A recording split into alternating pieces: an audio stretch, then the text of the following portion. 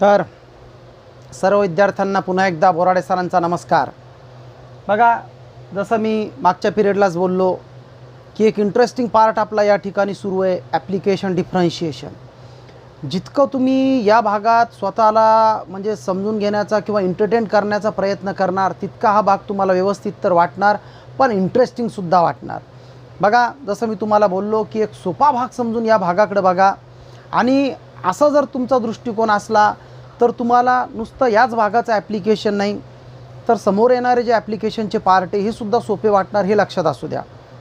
बघा, शब्दाकडे लक्ष द्या, मी काय बोलतो. ॲप्लिकेशन हा भाग बऱ्याच विद्यार्थ्यांना CET JEEसाठी सुद्धा हेडॅक वाटत असतो. तर तुम्ही तसं वाटू देऊ नका, आणि ते जर तुम्हाला करायचं असलं तर एक समजून घ्या की हा भाग प्रत्यक्षात समजणं आवश्यक असतो. तर एक टँजंट नॉर्मलपर्यंत तर पार्ट मला तरी वाटतं की तुम्हाला व्यवस्थित समजला. चला आता पुढचा भाग आपण या ठिकाणी कंटिन्यू करू. बघा, समोरचं उदाहरण, काल आपण 4 नंबरच्या उदाहरणापर्यंत आलो, आज बघा 5 नंबरचं उदाहरण. Find the equation of normal. या उदाहरणाची एक खासियत आणि समथिंग स्पेशल, डायरेक्टली नॉर्मल विचारली आपल्याला. म्हणजे बघितलं की हा विद्यार्थी टँजंट फाइंड करतो का, नका करू, कारण find the equation of normal directly आपल्याला नॉर्मल विचारली. To the curve thrice x square minus y square is equal to 8 which are parallel to the line x plus 3y is equal to 4. बघा, तुमचं जे target आहे, लक्ष आहे, या दोन गोष्टीकडे क्लिअर होणं आवश्यक आहे. नंबर 1, आपल्याला डायरेक्ट नॉर्मलचं इक्वेशन विचारलं. नंबर 2, आपली जी लाईन आहे नॉर्मल, ती जिच्यावर पॅरलल आहे, तिचं आपल्याला इक्वेशन ऑलरेडी माहिती आहे. म्हणजे सरळ सरळ नॉर्मलचा स्लोप आपल्याला माहिती आहे. तर जे इक्वेशन आपल्याकडे आहे 3x square minus Y square is equal to 8, अगोदर तुम्ही स्वतः ठरवा एक मनातल्या मनात की काय होणार या गणितात, आणि तुमचा गेस किती करेक्ट ठरतो ते बघा, किंवा तुम्ही काय चुकीचा विचार करता ते बघा. जर तुम्ही जो विचार केला की आता सर असं करणार कारण ह्या ठिकाणी आपल्याला नॉर्मल विचारली, आणि ते जर करेक्ट जर त्या ठिकाणी जर होत असलं तर मी तुम्हाला म्हणणार व्हेरी गुड, बराच पार्ट तुम्हाला क्लिअर झाला. पण अजूनसुद्धा, म्हणजे 5वं उदाहरण आपलं इन प्रोग्रेस आहे, अजूनसुद्धा ज्या विद्यार्थ्यांना इथं अडचणी असतील, मी एकच सांगणार, सर्व अडचणी लवकरात लवकर क्लिअर करण्याचा प्रयत्न करा. बघा, सुरुवातीला आपण डेरिव्हेटिव्ह काढला. डेरिव्हेटिव्ह आपल्याला ॲट द पॉईंट तर या ठिकाणी नाही आहे, जो आपण सबस्टिट्यूट करून स्लोप काढणार. पण आपल्याला जो डेरिव्हेटिव्ह येतो त्याच्यात ॲट द पॉईंट वापरल्यानंतर मिळणारं उत्तर it is denoted by slope of tangent. हा तर टँजंटचा स्लोप असतो. मग टँजंटचा स्लोप आपल्याला लागणारच नाही, कारण आपल्याला नॉर्मल विचारली, तर ते जे उत्तर आहे त्याला आपण उलटं करून त्याचं साईन चेंज करणार, it is denoted by slope of normal. आणि दुसऱ्या भाषेत नॉर्मलचा स्लोप आपल्याला ॲक्च्युअल माहीत आहे, कारण नॉर्मल या लाईनला पॅरलल आहे आणि 2 पॅरलल लाईनचा स्लोप सेम असतो, म्हणजे नॉर्मलचा स्लोप हा -1/3 आहे या लाईनचा स्लोप. अशा पद्धतीने आपलं उत्तर आपल्याला मिळणार. अजूनसुद्धा ज्या विद्यार्थ्याला असं वाटत असलं सर तुम्ही काय बोलले आम्हाला व्यवस्थित समजलं नाही, तर लक्ष द्या. बघा, differentiate with respectively to X, काढून घेऊ याचा derivative. 6x minus 2y dy/dx, आणि हा झाला 0, 8चा डेरिव्हेटिव्ह 0, -2y हा dy/dx is equal to -6x, हे झालं dy/dx, मायनस मायनस कॅन्सल, आणि उत्तर आलं thrice x upon y. Directly आपण डिवाईड करून टाकलं, 2 3 जा 6, 2 3 6, हा मायनस मायनस कटला, हे आन्सर आलं. बघा, आता ह्या ठिकाणी जर आपल्याला ॲट द पॉईंट माहीत असते तो AB किंवा x1 y1 आपण मानू शकतो, तर ते कॉर्डिनेट इथं सबस्टिट्यूट झाल्यानंतर किंवा इथं सबस्टिट्यूट केल्यानंतर हे जे आन्सर आपल्याला मिळतं, this is slope of our tangent.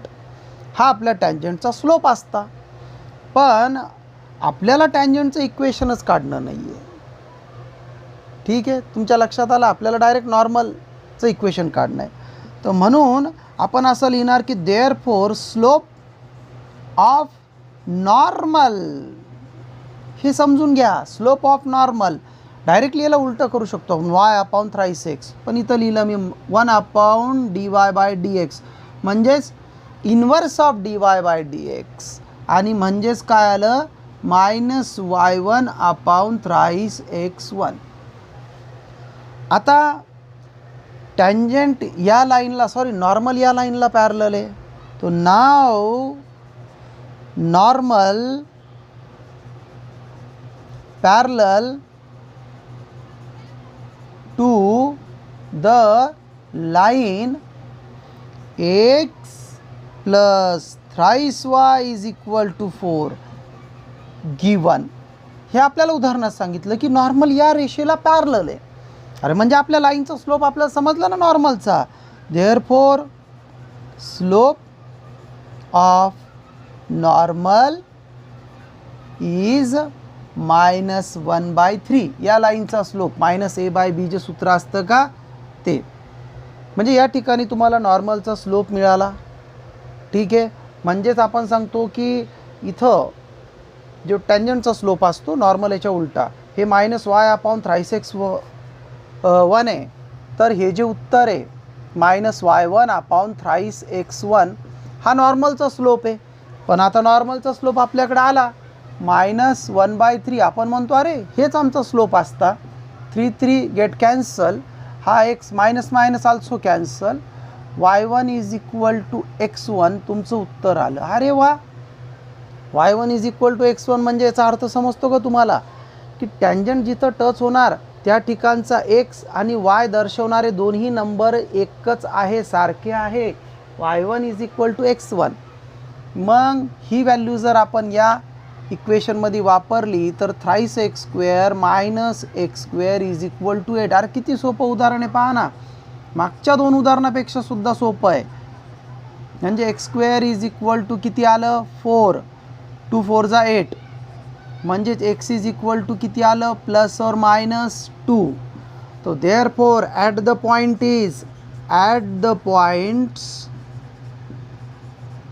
R दोन पॉईंट या ठिकाणी मिळणार. एक तर +2 कारण y1 is equal to x1 आहे किंवा -2 -2. मग आता आपल्याला टँजंटची इक्वेशनसुद्धा 2 मिळणार कारण +2 ह्या पॉईंटवर जी आपली टँजंट टच होणार तिचं इक्वेशन काय असणार नॉर्मल. मी टँजंट बोल रहा हूँ नॉर्मल. तो देअरफॉर इक्वेशन ऑफ नॉर्मल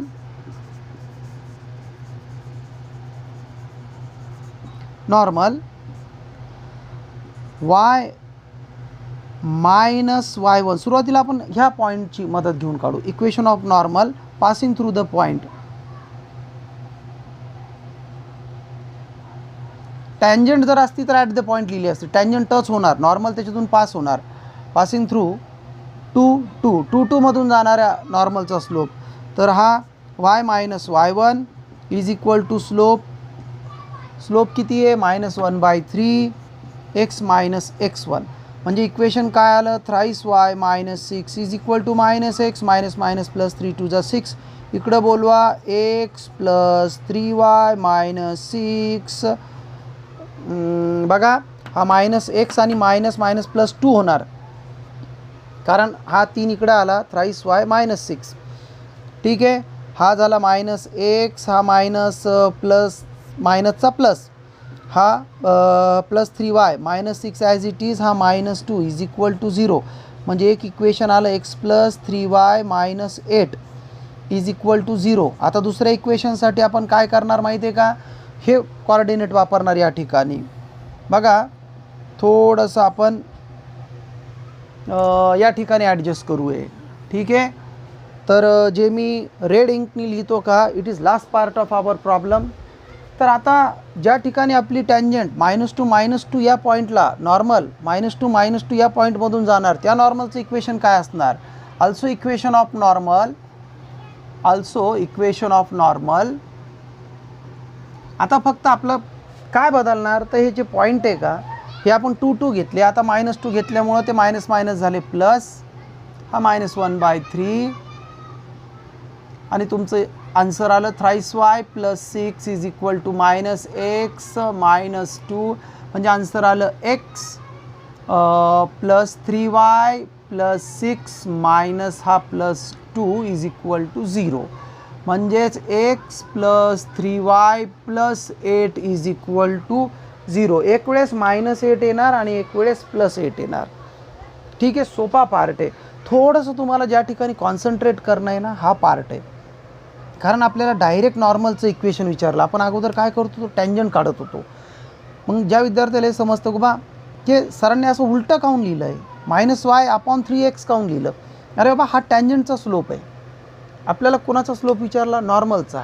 आपण इक्वेशन कशात सांगितलं आहे, हे दोन्ही इक्वेशन नॉर्मलचे. तर नॉर्मल एक्झॅक्टली काय या ठिकाणी, तर नॉर्मल म्हणजे टँजंटच्या लाईन, म्हणजे टँजंटच्याच ॲट द पॉईंटवर परपेंडिक्युलर असणारी लाईन. म्हणजे तिच्यासाठी आपण तो जो रूल आहे की if two lines are perpendicular product of their slope is -1, मग त्याच्यासाठी याचा इन्व्हर्स करून साईन बदललं. म्हणजे हा पॉईंट या ठिकाणी तुम्हाला मदत करणार. बाकी उदाहरण खूप सोपं आहे.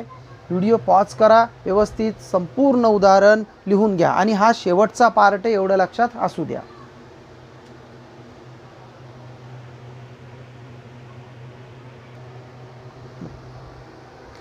तर बघा, समोरचा जो प्रश्न आहे ना, प्रश्न क्रमांक 6, त्या प्रश्नासमोर CET आणि JEE असं लिहा पेन्सिलने. ज्या विद्यार्थ्याला असं वाटतं सर इतक्या महत्त्वाचा प्रश्न आहे, करेक्ट. बघा त्याचं कारण सांगतो अगोदर, की काय कारण मी असं बोललो की त्या प्रश्नासमोर CET आणि JEE लिहा. हा त्या पॅटर्नमध्ये मोडणारा प्रश्न आहे. आपल्याला काय विचारलं, 6 नंबरचा प्रश्न, if the line y = 4x - 5, he line already हिची टँजंट आहे. कुणाची, touch the curve y² = ax² + b at the point 2, 3. तर या ठिकाणचा ए आणि बी काय असला पाहिजे. म्हणजे ही लाईन या कर्वला जर टच होत असली या पॉईंटमध्ये, तर इथलचा ए आणि बी अशा सिच्युएशनला काय असणार हे तुम्ही सांगा. जबरदस्त प्रॉब्लेम. बघा थोडा विचार जर केला ना, तर मागच्या 2-3 प्रश्नापेक्षा हा सोपा प्रश्न आहे. पण या ठिकाणी जो भाग आपल्याला विचारला ना, तो वेगळ्या पद्धतीने विचारला आणि विद्यार्थी तिथं चुकी करतो आणि काहीतरी आपल्याला अवघड भाग विचारला असा विचार करतो आणि बिलकुल तो म्हणजे त्या ठिकाणीच काहीतरी गडबड करणार. तर सगळ्यात अगोदर तुम्ही ते मनातून काढून टाका. एक बिलकुल सोपं उदाहरण बघा. आपल्याला कर्वचं इक्वेशन काय सांगितलं, y² = ax² + b. अरे ॲट द पॉईंट तुम्हाला माहीत आहे, सगळ्यात मोठी गोष्ट ही. चला याला डिफरन्शिएट करा. Differentiate with respectively to x, 2y dy/dx. हा ax² derivative twice ax plus बीचा डेरिव्हेटिव्ह 0. नंतर हे आलं dy/dx. हा 2 कॅन्सल, ax/y. बघा इथपर्यंत तर मला असं वाटतं की समथिंग स्पेशल किंवा अवघड असं काहीच नाही आहे. कारण बघा y² डेरिव्हेटिव्ह 2y आला, x² डेरिव्हेटिव्ह ट्वाईस ax आला, बीचं 0 आलं. आता आपल्याला ॲट द पॉईंट या ठिकाणी काय विचारले, dy/dx ॲट 2, 3. तर हा ए ॲज इट इज एक्सच्या जागी घेतला आपण, एक्स डिनोटेड पॉईंट 2 आणि वायच्या जागी 3 हे आलं. पण इथं आपल्याला स्लोप ऑफ टँजंट मिळतो आणि ऑलरेडी तर आपल्याला टँजंटचा स्लोप माहीत आहे, कारण टँजंटचं इक्वेशनच आपल्याला माहीत आहे. तर म्हणून स्लोप ऑफ टँजंट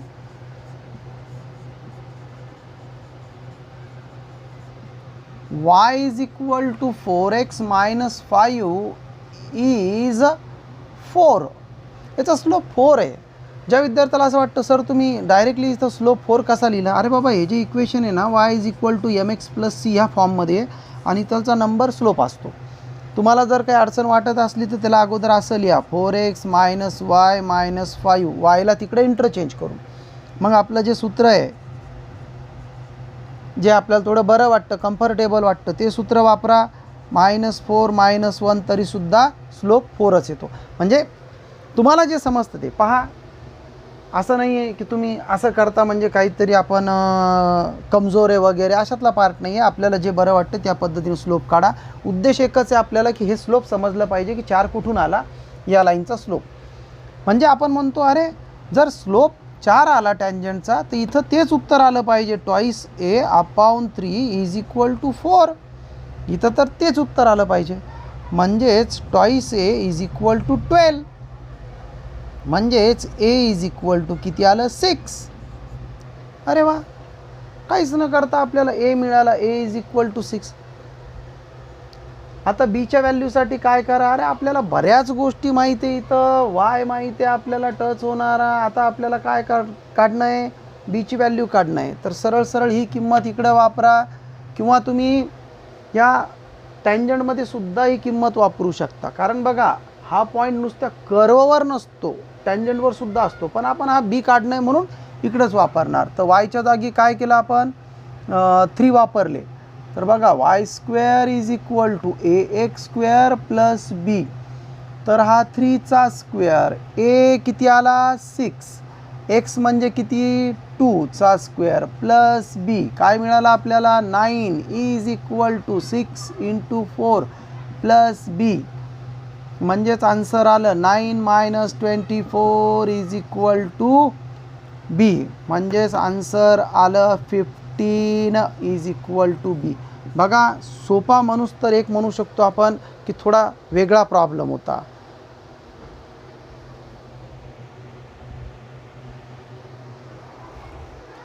बघा, आता एक थोडासा वेगळा पार्ट या ठिकाणी सुरू होतो उदाहरण क्रमांक 8 पासून. मध्ये एक 7 नंबरचं थोडं वेगळ्या पॅटर्नचं उदाहरण आहे. ते आपण बिलकुल मिसलेनियस चालू असताना घेणार. आता सध्याच त्या उदाहरणाचा रोल नाही आहे, एक वेगळं गणित आहे. तर अगोदर आपण हे समजून घेऊ या ठिकाणी की 8 पासून तर आपल्याला उदाहरण क्रमांक 13 पर्यंत एक थोड्याशा वेगळ्या पॅटर्नचे गणित आहे. बघा, जुन्या अभ्यासक्रमात ह्या भागावर एक स्वतंत्र एक्सरसाइज होती. आता नॉर्मल आणि टँजंटच्या भागातच हा भाग ॲडजस्ट झाल्यामुळं थोडासा इथून आहे ना एक वेगळा पार्ट आपला सुरू होतो, अशी फिलिंग्स विद्यार्थ्याला 100% वाटणार. तर एक 2 उदाहरणात तुम्ही हा पार्ट समजून घ्यायचा, हा भाग समजून घ्यायचा प्रयत्न करा, आणि पुढच्या उदाहरणात नंतर हळूहळू हे सर्व क्लिअर होतं. बघा, त्यांचं म्हणणं काय, अ स्पेरिकल सोप बबल. स्पेरिकल म्हणजे वर्तुळाकार. एक वर्तुळाकार साबणीचा फुगा म्हणूस तर आपण त्याला शब्द काय वापरू. बघा, आपण जत्रेत जातो तर त्या जत्रेत आहे ना ते असं एक इन्स्ट्रुमेंट म्हणजे खेळण्याचा पार्ट असतो की आपण हवा फुकली की खूप मोठे त्याच्यातून बबल निघत असते. बघा, एक ते चित्र डोळ्यासमोर आणा, आणि त्याच बबलला आपण सोप बबल म्हणू. म्हणजे साबणीपासून तयार होणारा एक चेंडूसारखा भाग, गोल गोल. A spherical soap bubble expanding so that radius increasing at the rate. तो जो ॲट द रेट शब्द आहे का, तर विद्यार्थ्यांना एक काम करा, फक्त त्या ॲट द रेट खाली एक अंडरलाईन करा. त्याचं जे मिनिंग आहे ते मी तुम्हाला सांगतो. ॲट द रेट हा शब्द त्यावेळेस वापरला जातो ज्यावेळेस आपण काहीतरी मेजरमेंट घेऊन, म्हणजे समजा एखादा आपण तलाव आहे आणि तलावात एक दगड टाकला, तर आपण तिथं उतरून तिथं तयार होणारे जे सर्क्युलर वेव्ज आहे ते असं टेप वगैरे घेऊन किंवा एखादा ते अंतर मोजण्याचं इन्स्ट्रुमेंट घेऊन काउंट करू शकत नाही. कारण ते काहीतरी एक ठराविक टायमिंगमध्ये इन्क्रीज होत चाललं, वाढत चाललं. ते तुमच्या लक्षात आलं का? एक कल्पना करा की आकाशातून एक हेलिकॉप्टर चाललं आणि त्याची सावली जमिनीवर पडायली, आणि ए आणि बीच्या दरम्यान 2 पोल आहे असं समजा तुम्ही. तर जसं जसं हेलिकॉप्टर समोर जाणार तर ए पासून बीपर्यंत त्याची जी शॅडो आहे का ती इन्क्रीज होत जाणार. म्हणजे कुठंतरी आपल्याला एक समजतं की ही मूवेबल कंडिशन आहे. त्याला आपण ॲट द रेट असा शब्द वापरतो, आणि it is related with differentiation. बघा, जिथं ॲट द रेट शब्द येणार ना तो पार्ट डेरिव्हेटिव्हशी रिलेटेड येणार. म्हणजे आता इथं शब्द काय आला, at the rate of radius, तर dr/dt. At the rate of increasing at the rate of its surface area, त्याच्या सरफेस एरियामध्ये इन्क्रीज होत आहे. पुढचा प्रॉब्लेम आहे. तर सरफेस एरिया समजा आपण यस कन्सिडर करतो, तर ds/dt असं. त्याला मी उदाहरणात पुन्हा समजून सांगतो. फक्त एक लक्षात असू द्या की ॲट द रेट हा शब्द त्या ठिकाणी वापरला जातो की जो पार्ट गतीमध्ये आहे. समजा गती म्हणूच तर आपण असं म्हणू मूवेबल कंडिशनमध्ये आहे, म्हणजे काहीतरी हालचाल आहे त्या ठिकाणी, त्याला 100% काउंट करणं, मोजणं पॉसिबल नाही आहे. ठीक आहे. तर बघा, अ स्पेरिकल सोप बबल एक हवेचा फुगा, एक असं इमॅजिन करा की मी काहीतरी ते एक द्रव असतं बघा, त्याला रिठ्याचं पाणी वगैरे म्हणतो आपण, त्याच्यात मी एक पाईप बुडवला आणि असा एक फुगा तयार केला. तर माझं एअर पास होण्याची जी गती आहे त्याच्यामुळं तो जो फुगा आहे स्पेरिकल बबल, ज्याला आपण म्हणू साबणीचा फुगा, तो एक ठराविक पद्धतीनं वाढत होता. म्हणजे स्पेरिकल सोप बबल एक्सपॅन्डिंग, वाढणं, एक्सपॅन्ड होत होता. So that the radius increasing, अशा वेळेस त्याची त्रिज्या एक ठराविक पद्धतीनं इन्क्रीज होत होती at the rate of 0.02 centimetre per second. म्हणजे रेडियस काय इन्क्रीज होत होती, 0.02 सेंटीमीटर पर सेकंद, म्हणजे रेडियस ॲट द रेट, हे लक्षात असू द्या. And at the rate is surface area increasing, म्हणजे त्यावेळेस त्याचं क्षेत्रफळ किती इन्क्रीज होत असेल त्याचा डेरिव्हेटिव्ह काढा. कारण ॲट द रेट विचारलं, ॲट द रेट म्हणजे derivative. Wien the radius is 5, जर त्याची रेडियस 5 असेल. सर्वप्रथम जो गिवन डाटा आहे का तो तुम्ही लिहून टाका की या ठिकाणी नेमकं आपल्याला काय सांगितलं. तर बघा, एक स्पेरिकल सोप बबल आहे या ठिकाणी, म्हणजे एक साबणीचा फुगा असा शब्द वापरला, आणि त्याची जी रेडियस आहे इट इज इन्क्रीजिंग 0.02 सेंटीमीटर. बघा इथं लक्षात असू द्या, जो स्पियर असतो ना, त्या स्पियरचा जो, ज्याला आपण म्हणतो मराठीत वक्रपृष्ठफळ, त्याचं सूत्र असतं 4πr², आणि स्पियरचं व्हॉल्यूम असतं 4/3 πr³. तर या ठिकाणी आपण हे लिहिणार, इथं सरफेस एरियासाठी यस वापरा, कारण व्ही हा व्हॉल्यूमसाठी असतो. तर आपण या ठिकाणी जो गिवन डाटा आहे तो अगोदर लिहिणार की let V be the, sorry yes not V, S be the surface area, R be the radius,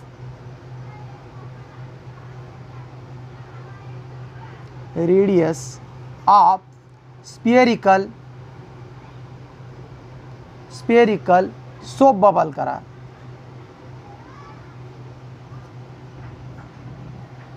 spherical soap bubble, spherical soap bubble.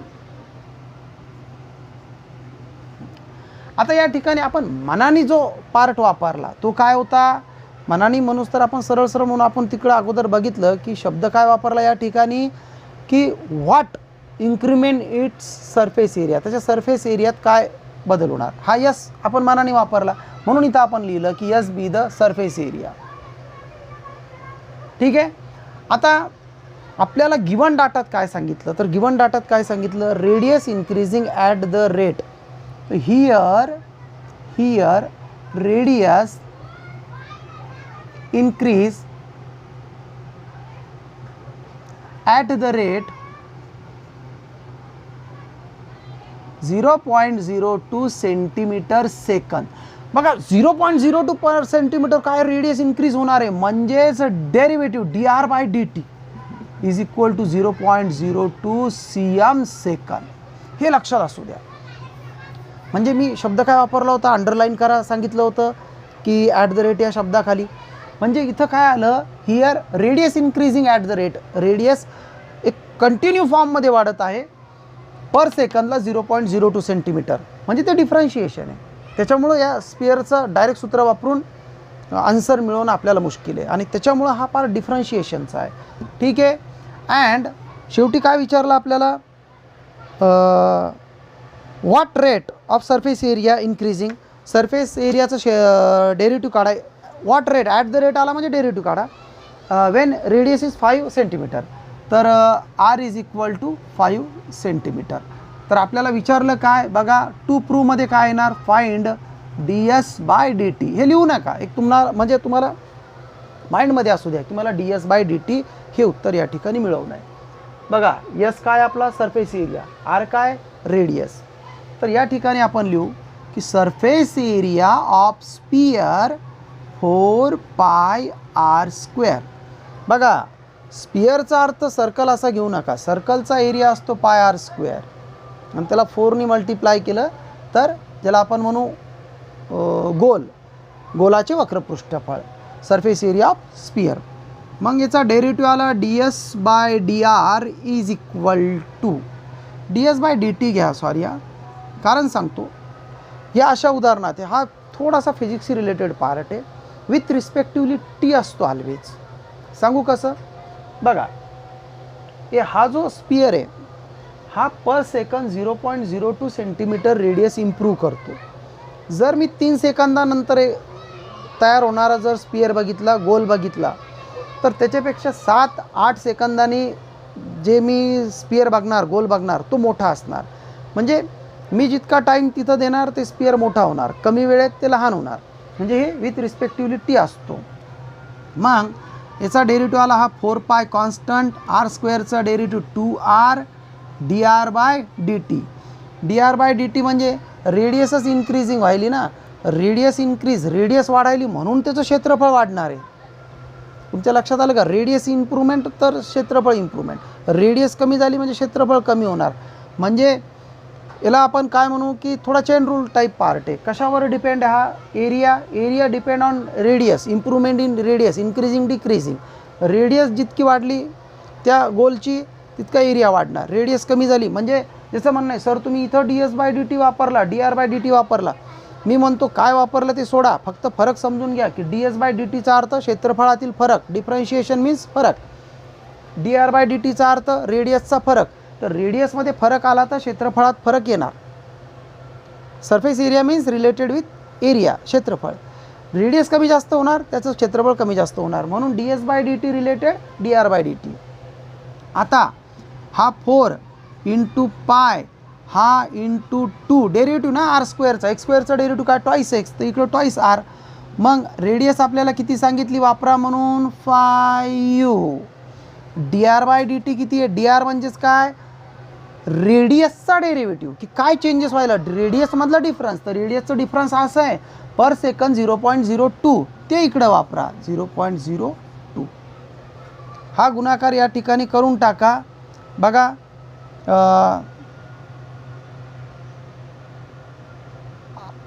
Twice R 4πr², हा 0.02 पॉईंट आला. 4 दूनी 8 करून टाका सरळ सरळ. आणि हे करू आपण 5 दूनी 10, बरं नका करू. 4 दूनी 8, 8 पंचे 40 करून टाका. ठीक आहे. आता एक छोटासा नियम तुम्हाला सांगतो, ते लक्षात असू द्या. बघा ज्यावेळेस आपण अशा संख्येचा प्रोडक्ट करतो की एका संख्येत पॉईंट असतो किंवा त्या ठिकाणी पॉईंट असतो, सिंपल त्या ठिकाणी पॉईंट असतो, तर अगोदर त्या ठिकाणी पॉईंटच नाही असं समजून प्रोडक्ट करून टाका. म्हणजे 40 दूनी 80. आता कोणत्या संख्येत किती किती दशांश स्थानानंतर पॉईंट आला ते चेक करा. तर इथं युनिट 100 म्हणजे एकक, दशक, दशक स्थानानंतर पॉईंट आला. आणि या संख्येत तर पॉईंट नाही आहे, तर त्याची काउंटिंग करून आपल्या आन्सरला पॉईंट द्या. ठीक आहे. हा पाय इकडं आपण विसरलो तो लिहून टाकू. म्हणजे सरळ सरळ तुमचं आन्सर जे आलं ते आलं 0.8 या ठिकाणी. कारण आपण जर 40 दूनी 80 वापरलं तर दशांशाची 2 संख्येनंतर आपण दशांश चिन्ह वापरणार. तर या ठिकाणी हे जे आलं हे सरफेस एरिया होता 0.8 सेंटीमीटर स्क्वेअर पर सेकंद. म्हणजे थोडक्यात सांगतो, जर त्या स्पियरची रेडियस पर सेकंदला इतकी इन्क्रीज होत असली तर त्याचा जो एरिया आहे सरफेस एरिया हा इतका इन्क्रीज होणार. एकदा लिहून घ्या या ठिकाणी पाय, बरं एकदा लिहून घ्या, पुन्हा एकदा हे समजून सांगतो.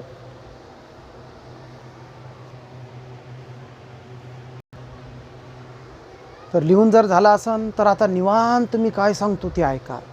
बघा उदाहरण असं होतं, find the surface area of spherical bubble. थोडंसं उदाहरणाकडं एक मन लावून लक्ष द्या. त्यांचं म्हणणं काय? A spherical soap bubble expanding that it radius increasing at the rate of 0.02 centimetre per second. एक स्पिअरिकल सोप बबल अशा पद्धतीने आपण फुगवत होतो की प्रत्येक सेकंदाला त्याची रेडियस 0.02 इतकी इन्क्रीज होत होती. म्हणजे जिथं ॲट द रेट येतं तिथं हा संबंध डायरेक्टली डेरिव्हेटिव्हशी येतो, हे आपल्याला या गणितात समजलं. A spherical soap bubble expanding its radius at the rate 0.02 centimetre per second. नंतर त्यांचं म्हणणं आहे at what rate its in a surface area when radius is 5. What rate is a surface area is increasing when its radius is 5. म्हणजे अशा स्थितीत त्याच्या क्षेत्रफळात काय इन्क्रीजिंग होणार जर त्याची एक त्रिज्या अंदाजन आपण 5 मानली. बघा त्रिज्या 5 होती पण ती त्रिज्या इम्प्रूव्ह होत होती ना, कारण त्रिज्या मी तुम्हाला काय सांगितलं, ही जी रेडियस आहे ही मूवेबल आहे. एक अंदाजन आपण काय म्हणतो बा आता ही रेडियस 5 वाटायली, मग त्याचा अर्थ त्या ठिकाणी त्या क्षेत्रफळात इतका डिफरन्स येऊ शकतो इन्क्रीमेंट एवढ्या क्षेत्रफळाची. तर या ठिकाणी आपण लिहिलं की बाबा त्या स्पेरिकल सोप बबलचा आम्ही यस सरफेस एरिया मानतो आणि आर विथ रेडियस. आता रेडियस इन्क्रीज होत होती ना ॲट द रेट ऑफ 0.02 म्हणून dr/dt. आणि सरफेस एरियाचं हे फॉर्म्युला एकदा वाचून घ्या. सरफेस एरियाचं सूत्र काय असतं 4πr².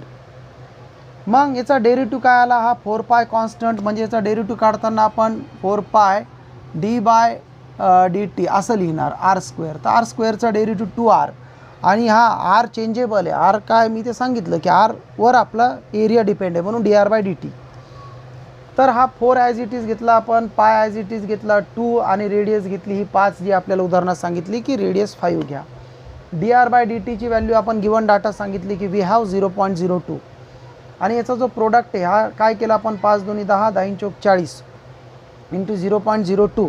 ॲक्च्युअली 0.80 आलं पण इथं ह्या झिरोला अर्थ नसतो, इकडं पॉईंट नंतर या झिरोला अर्थ असतो आणि उलटं असतं ते.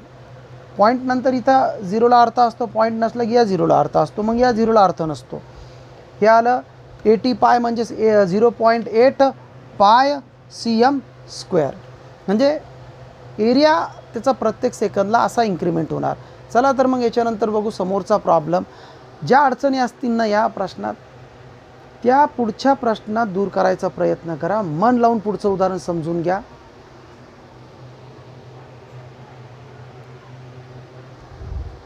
बघा समोरचं उदाहरण जबरदस्त प्रॉब्लेम. जसं मी बोललो ह्या मागच्या उदाहरणातल्या ज्या अडचणी आहेत या उदाहरणात दूर करायचा प्रयत्न करा.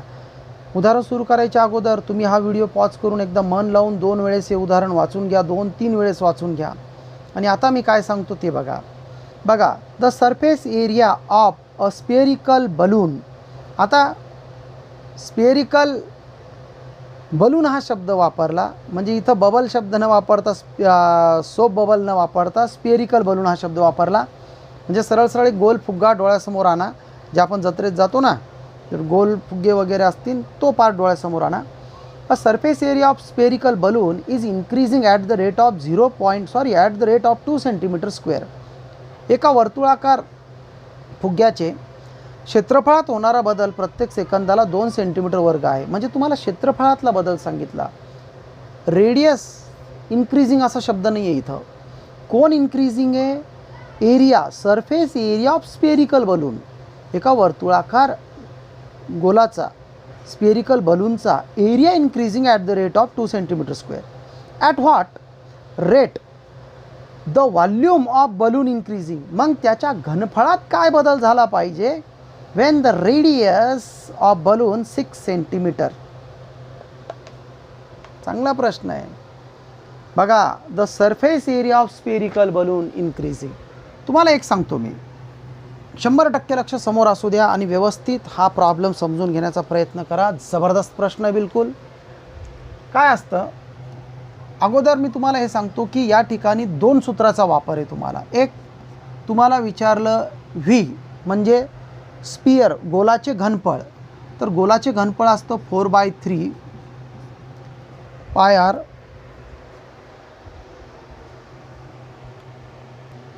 जे आत्ता मी तुम्हाला बोललो 4/3 πr³. मागच्याच प्रॉब्लेममध्ये याचा म्हणजे ह्या भागाबद्दल आपली डिस्कस झाली होती. विचारलं काय आपल्याला, विचारलं काय व्हॉट इन्क्रीमेंट इन व्हॉल्यूम. अरे म्हणजे आपल्याला dv/dt विचारलं. मग आता dv/dt विचारला ना तर आपण ज्यावेळेस याचा डेरिव्हेटिव्ह काढणार dv/dt 4/3 हा pi as it is R क्यूबचा derivative thrice R square D R by D T. हा 3 कॅन्सल झाला, हा 4 इंटू हा पाय आणि रेडियस. बघा रेडियससुद्धा आपल्याला या ठिकाणी काय सांगितली, the radius of balloon is 6 centimetre. तर आर इज इक्वल टू आपल्याला 6 सांगितलं. प्रश्न असा आहे तुम्ही डी आर बाय डी टीच्या जागी काय वापरणार आहे. हां म्हणजे मी हा प्रॉब्लेम उलटा का शिकवत होतो ते समजून घ्या अगोदर. मला असं म्हणणं या ठिकाणी तुम्हाला जो भाग सांगितला तो काय सांगितला की the surface area increasing a spherical soap bubble या सोप बलून. म्हणजे सोप बलूनचं तुम्हाला क्षेत्रफळाचं जे D S by D T S is equal to काय असतो पाय आर स्क्वेअर. आणि तुम्हाला याचा एरिया सांगितला की D S by D T is equal to 2 centimetre square सेकंद. तर तुम्ही अगोदर विचार करा हे काहून सांगितलं आपल्याला उदाहरणात, काय कारण हे सांगितलं. तर बघा ते सांगायचं कारण अगोदर आपण सुरुवातीला या ठिकाणी व्यवस्थित हे क्लिअर करू की here call it S be the surface area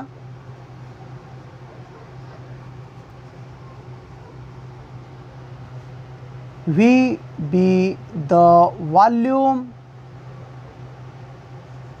and R be the radius of sphere. Spherical balloon शब्द आहे मला वाटतं या ठिकाणी. स्पेरिकल बलून म्हणजे आता आपल्याला या ठिकाणी हे समजलं की एस हा सरफेस एरिया डिनोट करतो आणि व्ही हा व्हॉल्यूम डिनोट करतो. पण या ठिकाणी गिवन डाटा अगोदर क्लिअर करून टाका. Also surface area increasing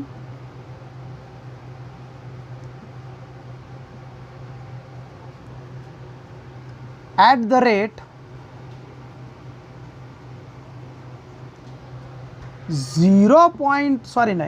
2 centimetre square सेकंद गिवन. म्हणजे याचा अर्थ काय झालं की आम्हाला D S by D T is equal to 2 सांगितला. मग आता आपल्याला समजतं की बाबा आपल्याला व्हॉल्यूमसाठी हा D R by D T लागत होता आणि ती किंमत काढता यावं म्हणून एक अनावश्यक भाग या ठिकाणी सांगितला सरफेस एरिया. हेच या गणितात समजत नसतं. सर्व विद्यार्थ्यांना सांगतो शब्दाकडे लक्ष द्या.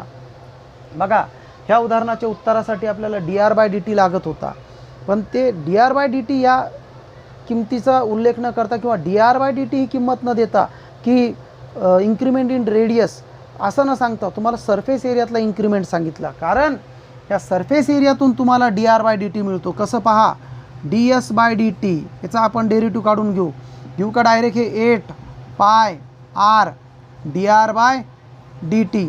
बघा आता तुम्हाला D S by D T माहिती आहे किती आहे 2 आहे.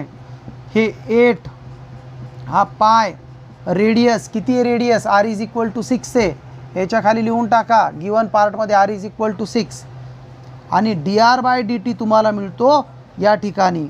हे झालं 2 upon 8 into pi into 6 is equal to D R by D T. हे झालं 2 त्रिक 6 8 त्रिक 24 1 upon 24 pi D R by D T. आणि हा जो D R by D T आहे हा इथून उचला आणि या डी आर बाय डी टीच्या जागी लिहा 1 अपॉन 24 पाय. आता हे 4 आणि 6चा प्रोडक्ट झाला 6 × 24 हा आरचा स्क्वेअर आहे सॉरी. तर पुन्हा एकदा सांगतो हे झालं 4 × 24 1 6 6 कॅन्सल झाले. हा पाय कॅन्सल झाला. 1 6 असा शब्द मी याच्यासाठी वापरला. हा 6चा स्क्वेअर आहे 6 उरला आणि हे व्हॅल्यूम होतं म्हणून cm³ सेकंद. समजून घ्या असे प्रॉब्लेम. बघा CET JEEच्या दृष्टिकोनातून सुद्धा हा खूप महत्त्वाचा प्रॉब्लेम आहे. सोपे प्रॉब्लेम आहे पण विनाकारण बदनाम झालेले प्रॉब्लेम आपण म्हणू शकतो. म्हणजे ज्याला आपण थोडक्यात म्हणू शकतो की भाई लोगों ने अच्छे इंसान को बदनाम कर दिए. ठीक आहे. आता बघा पुन्हा एकदा रिपीट करतो. या गणितात शांततेत ऐका मी काय सांगतो ते. सर्व विद्यार्थ्यांना सूचना आहे की जे काही तुमचं लिखाण काम असेल 100% थांबवा आणि मी जे सांगतो ते ऐका. बघा या उदाहरणात तुम्हाला समजून घ्यायचा फक्त एक पॉईंट होता की आपल्याला इन्क्रीमेंट इन व्हॉल्यूम विचारलं, व्हॉल्यूमचा डेरिव्हेटिव्ह विचारला आणि आपल्याला सरफेस एरियाचा डेरिव्हेटिव्ह सांगितला. बरं, व्हॉल्यूमचा डेरिव्हेटिव्ह जर आपल्याला विचारला ना, तर आपल्याला ते डेरिव्हेटिव्ह काढल्यानंतर सरळ सरळ ह्या किमती मिळणार आहे, 4/3 पाय रेडियस आणि dr/dt. तर मुद्दामून आपल्याला dr/dt म्हणजे increment in radius at the rate of, हे उत्तर आपल्याला लागत होतं किंवा हा डाटा प्रश्नात लागत होता. ते सांगितलंच नाही. आपल्याला सांगितलं surface area increasing at the rate. मग ते समजून घ्या की तुम्हाला सरफेस एरिया ह्या कारणामुळे सांगितला की याच्यातून आपल्याला dr/dt काढता येतो आणि हा dr/dt नंतर व्हॉल्यूमच्या सूत्रात वापरल्यानंतर आपली जी रिक्वायरमेंट आहे, जी आवश्यकता आहे आपली, ती पूर्ण होणार आहे आणि नंतर आपलं 100% उत्तर आपल्याला मिळतं. ठीक आहे. बघा, सोपा प्रॉब्लेम होता, पण तरी सांगतो एक 4 मार्कासाठी तुम्हाला स्टेट बोर्डला येऊ शकतो. म्हणून जितकं व्यवस्थित मला शिकवता येणार आहे मी तितकं व्यवस्थित शिकवायचा प्रयत्न केला. बघा, सूत्र वगैरे पाठ करून टाका की स्पिअरचा volume is equal to 4/3 pi R cube. जाग्यावर सूत्र पाठ करा की गोलाचे घनफळ, द व्हॉल्यूम ऑफ स्पिअर, गोल म्हणजेच sphere, volume of sphere 4/3 pi R cube and surface area of sphere 4 pi R square. ठीक आहे.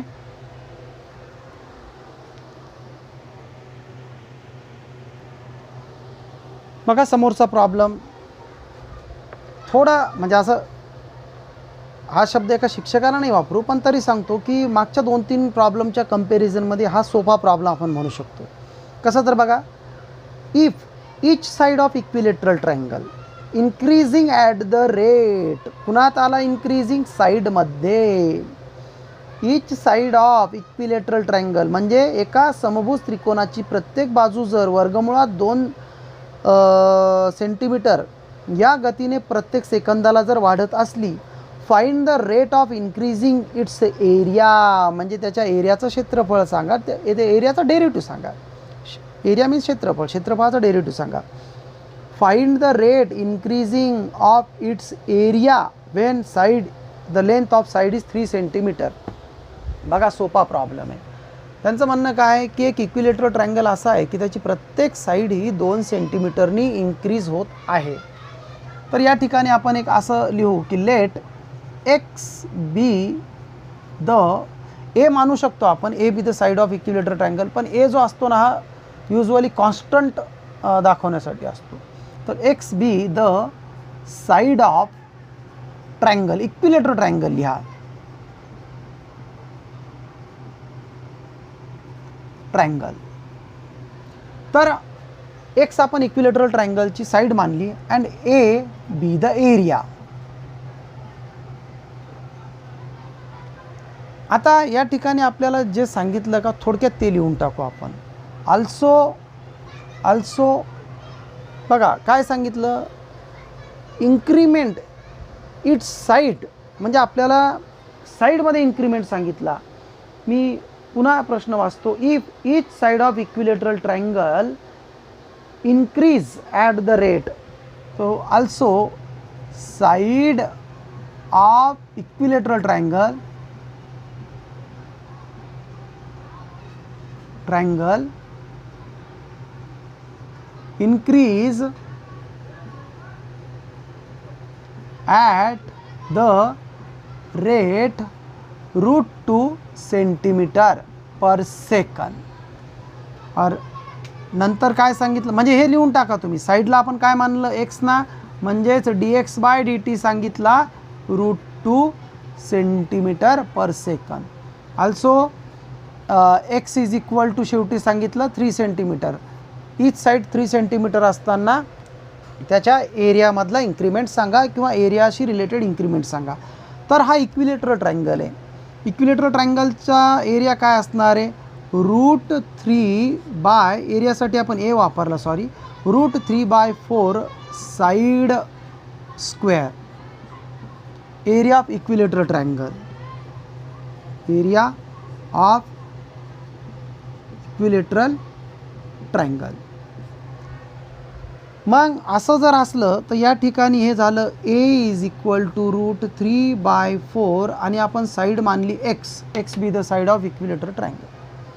काढायचा derivative dA/dt is equal to √3/4 X स्क्वेअरचा डेरिव्हेटिव्ह ट्वाईस एक्स dx/dt.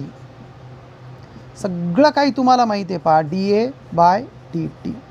म्हणजे ह्या उदाहरणाच्या सुरुवातीला आपण जे शब्द वापरला की मागच्या 2-3 उदाहरणाच्या कंपॅरिझनमध्ये हे सोपं उदाहरण आहे.